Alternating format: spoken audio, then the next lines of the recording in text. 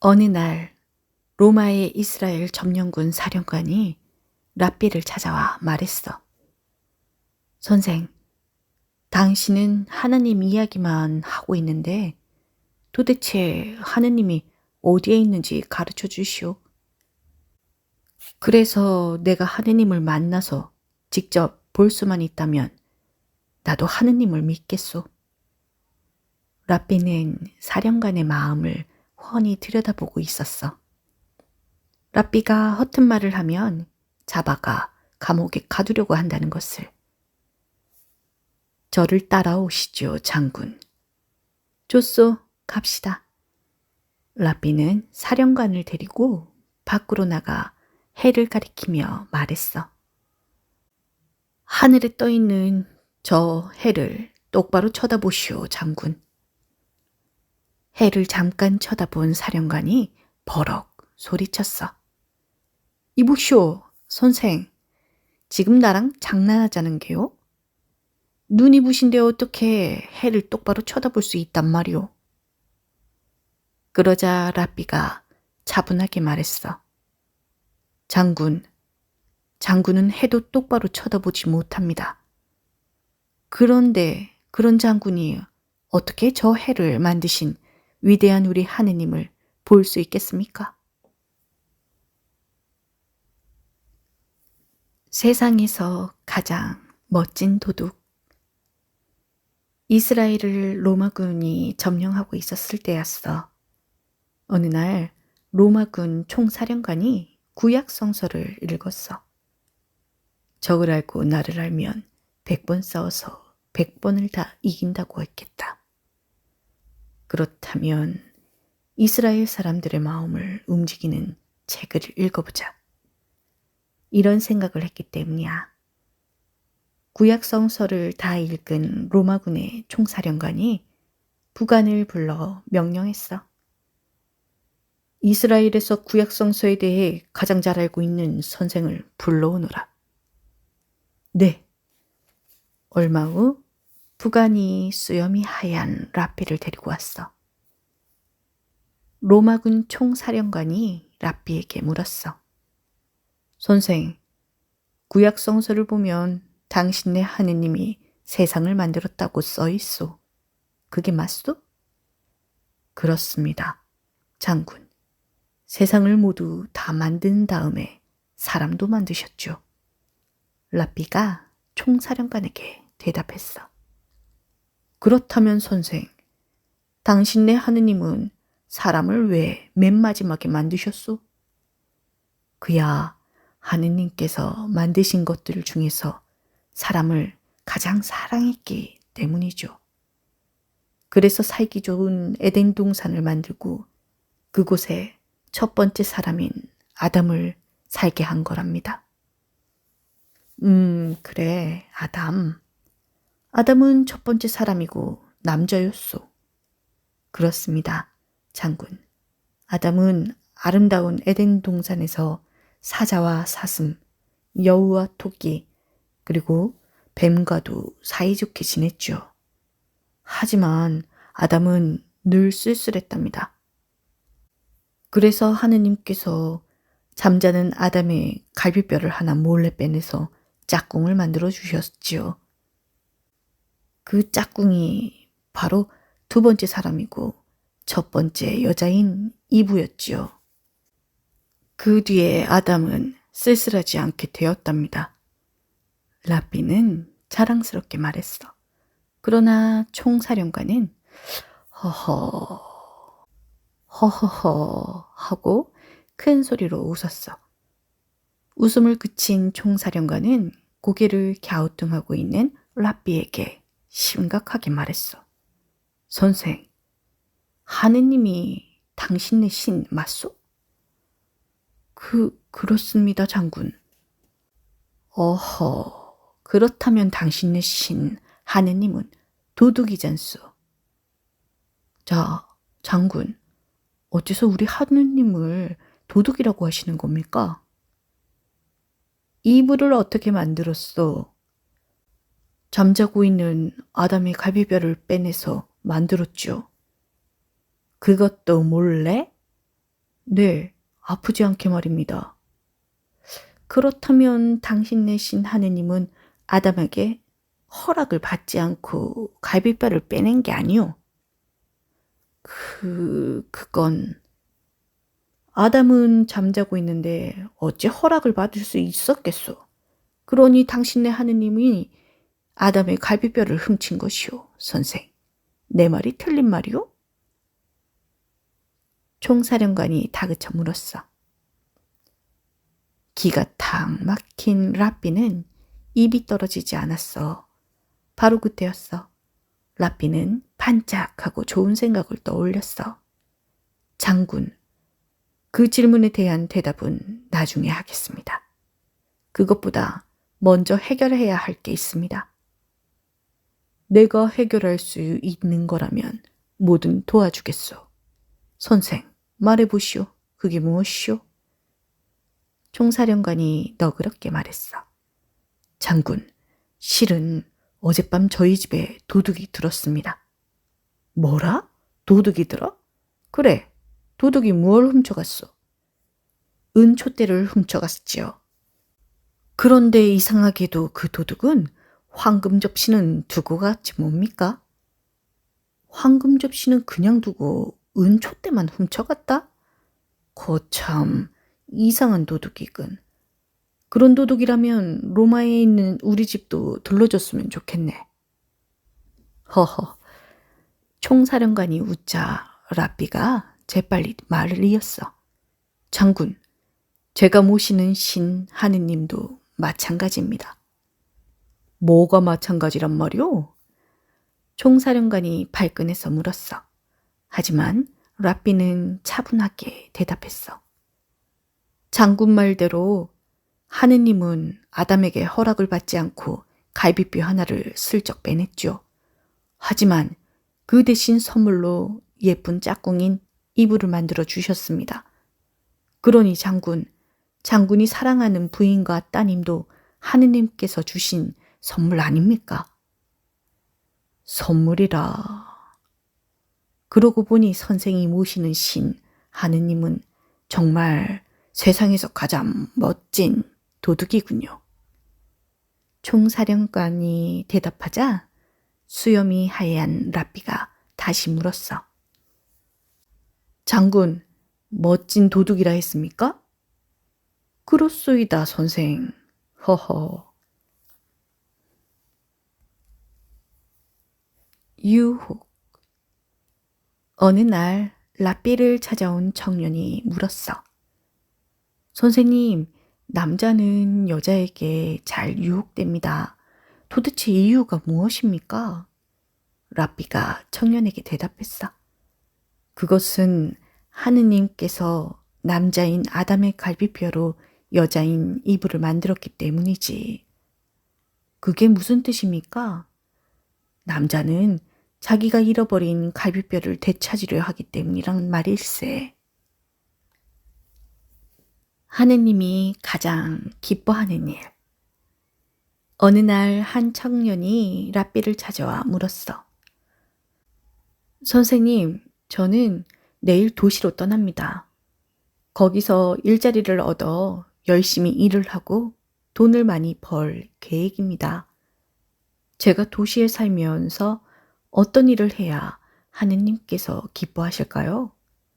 라삐가 청년에게 대답했어. 하느님이 보시면 기뻐하실 일 3가지가 있지. 그 중에 첫 번째, 가난한 그대가 길에서 물건을 주었을 때 그 물건의 주인을 찾아 돌려준 일이네. 두 번째는 부자가 된 그대가 아무도 모르게 가난한 사람을 도와주는 것이지. 세 번째는 화려한 도시에서 혼자 사는 그대가 어떤 유혹에도 빠지지 않고 깨끗한 마음을 지켜 죄를 짓지 않는 일이라네. 잘 알겠습니다, 선생님. 지금 해주신 말씀 가슴 깊이 간직하고 도시로 떠나겠습니다. 주님의 집에 모인 사람들 중에 유난히 큰 소리로 기도를 드리는 사람이 있어. 그 사람은 빵집 주인이었어. 그의 목소리는 보통 사람 10쯤 합친 목소리처럼 아주 컸어. 그의 목소리가 주님의 집을 쩌렁쩌렁 울리는데 어느 누구도 뭐라고 하는 사람이 없었어. 그저 슬슬 눈치만 볼 뿐이었어. 왜냐하면 빵집 주인은 이 마을을 주름 잡는 주먹잡이였어. 어느 날 주님의 집에 모인 사람들은 저마다 열심히 기도를 드리고 있었어. 그날도 역시 빵집 주인은 쭉 삐져나온 목소리로 목청을 높여서 기도했어. 하느님, 저와 제 빵집을 축복해 주십시오. 그렇게만 해주신다면 저는 하느님께서 가장 좋아하시는 것으로 보답해 드리겠습니다. 그때 그곳에는 수행을 가던 중에 들른 라삐가 함께 기도를 하고 있었어. 라삐는 옆 사람에게 속삭여 물었어. 옆 사람은 라삐에게 그 사람은 이러저러한 사람이라고 속삭여 대답했어. 아, 그랬었군. 상황을 파악한 라삐가 고개를 끄덕거렸어. 흰 수염을 쓱쓱 쓸고 난 라삐가 빵집 주인에게 말했어. 이보시오, 빵집 주인 양반. 왜 그러십니까? 하느님께서는 당신의 목소리와 주먹을 작게 하고 당신이 만드는 빵은 더 크게 하는 걸 가장 좋아하실게요. 뭐요? 함께 기도하는 사람들이 라삐의 말을 듣고 모두 고개를 끄덕거렸어. 어느 날 로마 황후가 학식이 높고 지혜로운 라삐에 대한 소문을 들었어. 그래서 황후는 그 라삐를 황궁으로 초대했어. 라삐는 뚜벅뚜벅 걸어와 황후에게 인사를 했어. 그러자 황후는 자리를 내주었어. 그러고는 시종이 내온 포도주를 한 잔 따라 주었어. 눈을 내리깔고 아무리 살펴보아도 라삐는 생각한 것과 너무 달랐어. 키가 작고 볼품없는 몸매에다가 얼굴이 너무 못생겼기 때문이야. 선생의 높은 학식과 깊은 지혜는 못생긴 그릇에 담겨 있군요. 황후가 비아냥거리자 라삐는 눈 하나 깜짝하지 않고 물었어. 이거 못생겨서 죄송합니다. 허허. 헌데 황후마마, 황궁에서는 이 포도주를 어디에 담그시는지요? 모두가 하는 대로 포도주는 나무통에 담그지요. 황후가 대답하자 라삐는 깜짝 놀란 표정으로 되물었어. 아니, 황후마마. 천하를 지배하면서 호령하는 대로마의 고귀한 황제 폐하와 황후마마께서 드시는 포도주입니다. 그런데 어찌 천한 백성들이 하는 것처럼 보잘것없는 나무통에 담근단 말입니까? 그렇다면 무슨 다른 방법이 있단 말이오? 있다마다요. 황궁에는 금과 은이 많다고 들었습니다. 그것들은 어디에다 쓰실 겁니까? 그것들로 금 항아리와 은 항아리를 만들어 거기에다 포도주를 담그시면 더 좋고 맛있는 포도주를 드실 수 있을 건데요. 아, 그렇군요. 황제 폐하께서 드시는 포도주를 백성들이 하는 것처럼 나무통에 담글 수는 없지요. 역시 선생의 지혜는 보통 사람과 다르군요. 황후는 즉시 금 항아리와 은 항아리를 만들려고 했어. 그러고는 거기에다 포도주를 담그라고 했지. 그러나 금 항아리와 은 항아리에 담근 포도주는 곧 맛이 변해서 마실 수가 없게 되었어. 얼마 후 이 모든 것을 알게 된 황제가 화를 버럭 냈어. 이게 어찌된 일이오? 황제가 묻자 신하들은 아무 대답도 못했어. 실실 황후의 눈치만 살필 뿐이었어. 오호, 도대체 누가 금 항아리와 은 항아리에 포도주를 담그게 했는지 말 좀 해보란 말이오. 그러자 마지못해 황후가 나서서 말했어. 황제께서 드시는 포도주입니다. 그래서 금 항아리와 은 항아리에 포도주를 담그면 폐하의 품위에 어울릴 것 같아서 제가 그렇게 하라고 시켰습니다. 보세요, 황후. 포도주는 나무통에 담가야 제맛이 나는 것이오. 포도주를 금 항아리와 은 항아리에 담그면 맛이 변한다는 걸 몰랐단 말이오? 아무 대답도 못한 항우는 얼굴이 빨개졌어. 포도주처럼. 황제에게 야단 맞은 황후는 곧바로 랍비를 불렀어. 그러고는 따져 물었어. 이보시오 선생.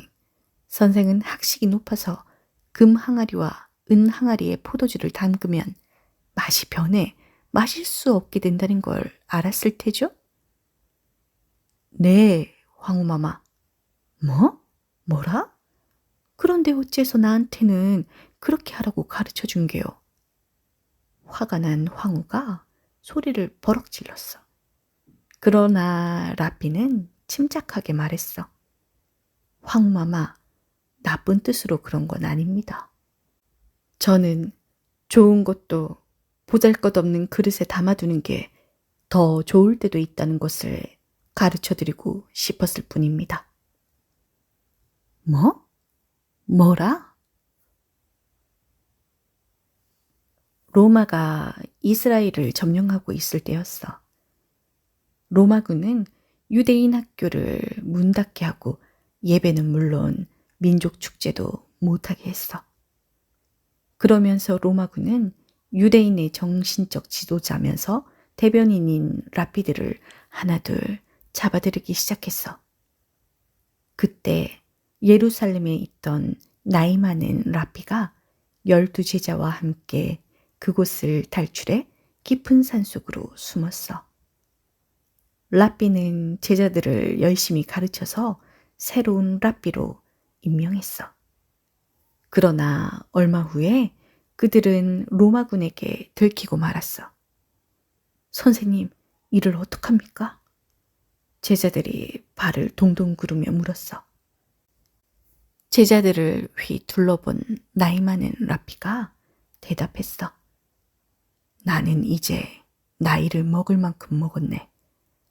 하지만 그대들은 젊어. 그리고 앞으로 새 랍비로서 할 일도 많잖은가. 그러니 그대들은 어서 피하게. 제자들은 나이 많은 랍비의 말대로 피했어.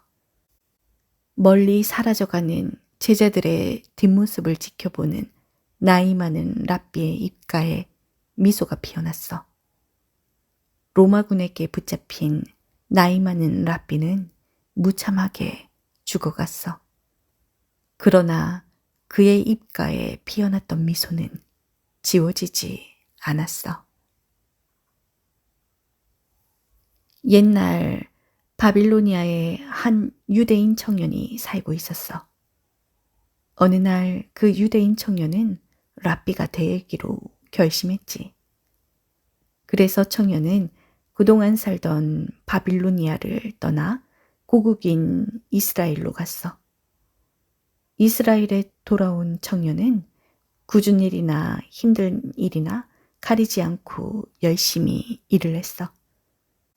그러나 늘 먹고 살기에 부족했어.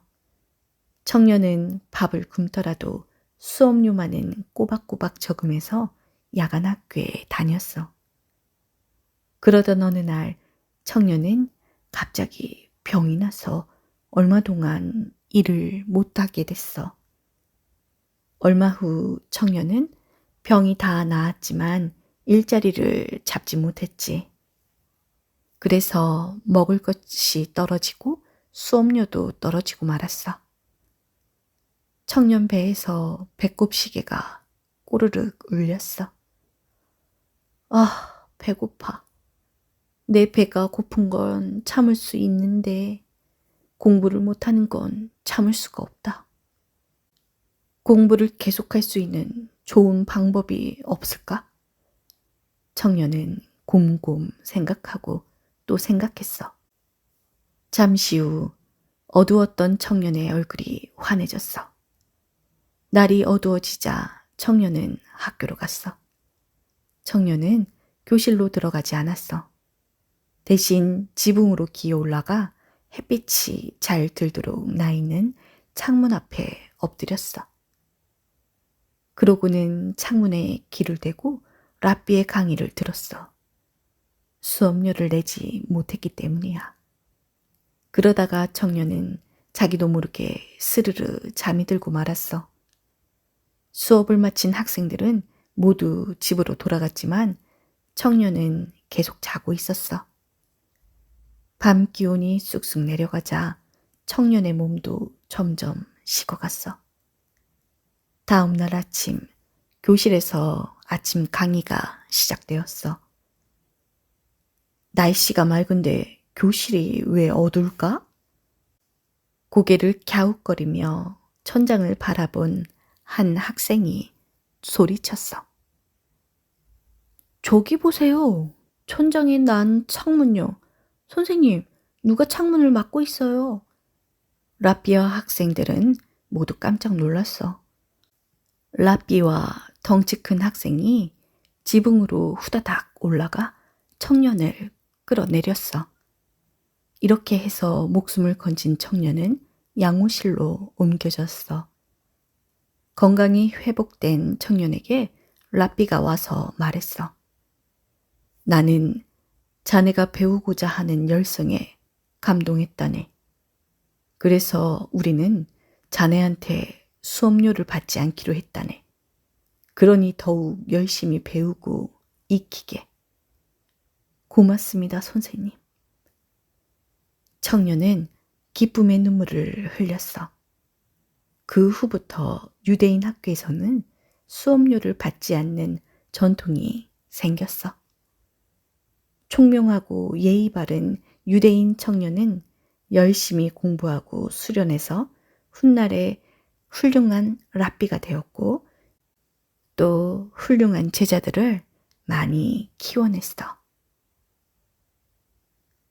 어느 날 랍비를 찾아온 청년이 물었어. 선생님, 세상에는 선한 사람과 악한 사람이 있습니다. 그들에게는 어떤 차이가 있습니까? 청년에게 랍비가 대답했어.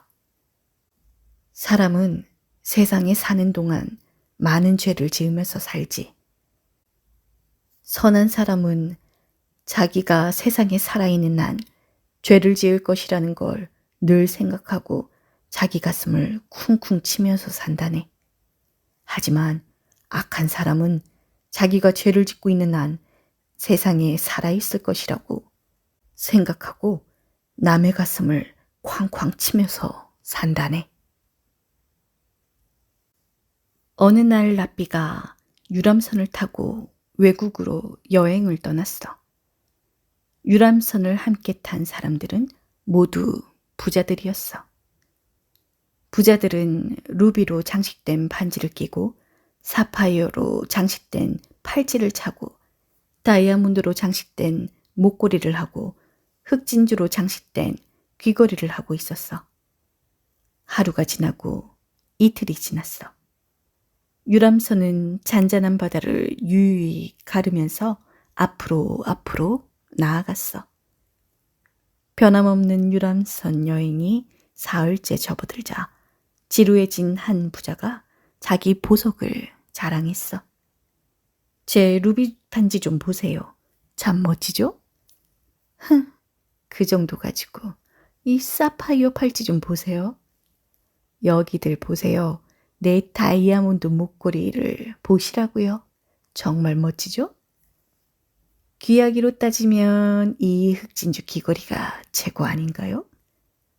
부자들은 너도 나도 자기들이 갖고 있는 보석을 자랑하기 시작했어. 그런 보석을 뭐에 쓴답니까? 나에게는 땅이 최고의 보석이요. 언덕에 올라가서 보면 보이는 땅이 모두 제 것이니까요. 허허. 아, 그렇습니까? 저에게는 배가 보석과도 같답니다. 그래서 저는 이런 유람선을 12척이나 가지고 있지요. 서로 자기 재산을 자랑하는 모습을 바라보고 있던 라삐가 하고 혀를 찼어. 그때 흑진주 귀걸이를 한 부자가 라삐에게 물었어. 보세요, 선생님. 선생님은 우리에게 자랑할 만한 값진 보석이 있나요? 있지요. 나는 그 어느 보석보다 더 훌륭한 값진 보석을 가지고 있습니다. 라삐가 대답했어. 네? 부자들은 라삐의 말이 무슨 뜻인지 몰라서 서로의 얼굴만 멀뚱멀뚱 바라봤어. 선생님, 뭔가 멋진 보석을 가지고 있죠? 그러지 마시고 어디 한 번만 보여주세요. 네?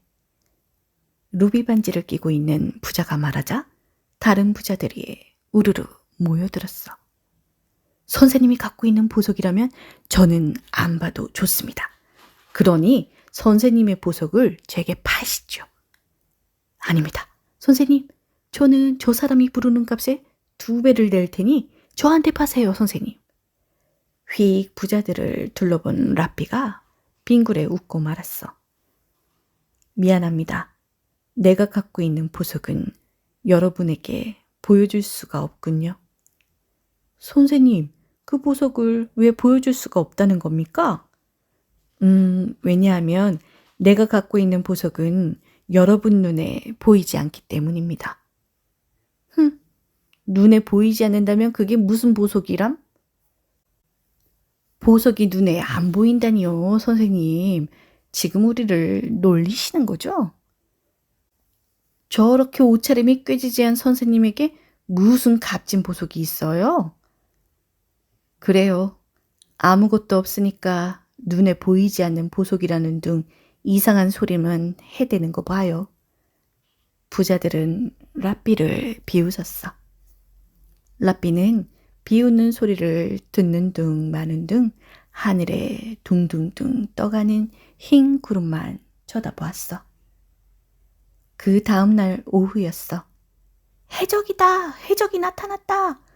유람선이 바다 한가운데를 지나는데 갑자기 해적선이 습격을 했어. 선원들은 아무런 대항도 할 수 없었고 유람선은 해적들에게 점령되고 말았어. 한바탕 소동이 벌어진 뒤 해적 두목이 말했어. 선장, 배에 탄 사람들을 모두 갑판에 모아라. 어서! 시키는 대로 하겠소. 그러니 우리 승객들을 해치지 마시오. 우리가 필요한 건 승객이 아니라 그들의 물건이다. 해적들은 유람선에 타고 있는 부자들의 보석은 물론이고 돈과 배에 싣고 있던 식량까지도 모두 빼앗아 유유히 사라졌어. 해적선이 떠난 뒤 선장이 말했어.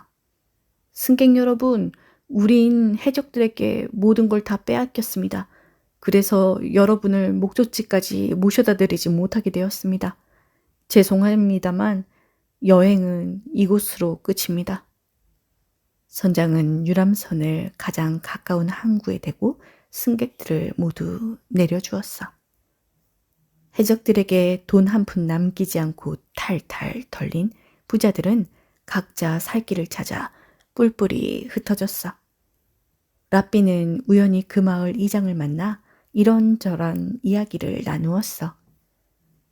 교양과 학식이 높으신 선생님이시군요. 우리 마을에는 학교와 학생이 있는데 선생님이 없습니다. 그러니 학교를 맡아주시고 학생들을 가르쳐 주시겠습니까? 좋습니다. 그렇게 하지요. 고맙습니다, 선생님. 고맙긴 제가 오히려 고마운걸요. 이렇게 해서 라삐는 먹고 자는 걱정은 하지 않게 되었어. 며칠 후 수업을 마친 라삐가 마을 광장을 지나가고 있었어. 우리를 불쌍히 보시고 한 푼 줍쇼. 라삐는 광장 한가운데에서 구걸하고 있는 거지들을 만났어. 아니, 당신들은? 아니, 눈을 마주친 라삐도 거지들도 깜짝 놀랐어. 거지들은 라삐와 함께 유람선을 탔던 부자들이었기 때문이야. 이게 어찌 된 일이오? 라삐가 묻자 사파이어 팔찌와 다이아몬드 목걸이를 자랑하던 부자가 대답했어. 선생님, 우리는 아직 고향으로 돌아갈 여비도 마련하지 못했습니다. 이렇게 구걸하고 있어요. 부자들은 라삐가 그 마을 학교에서 학생들을 가르치고 있다는 것을 알고 흐느꼈어. 선생님, 선생님께서 유람선에서 하신 말씀이 기억납니다. 그때 선생님은 그러셨죠. 선생님의 보석은 우리 눈에는 보이지 않는다고요. 선생님, 그 깊은 뜻을 이제야 알겠습니다. 그렇군요, 선생님. 선생님이 갖고 있는 보석이야말로 세상에서 가장 값진 보석이군요.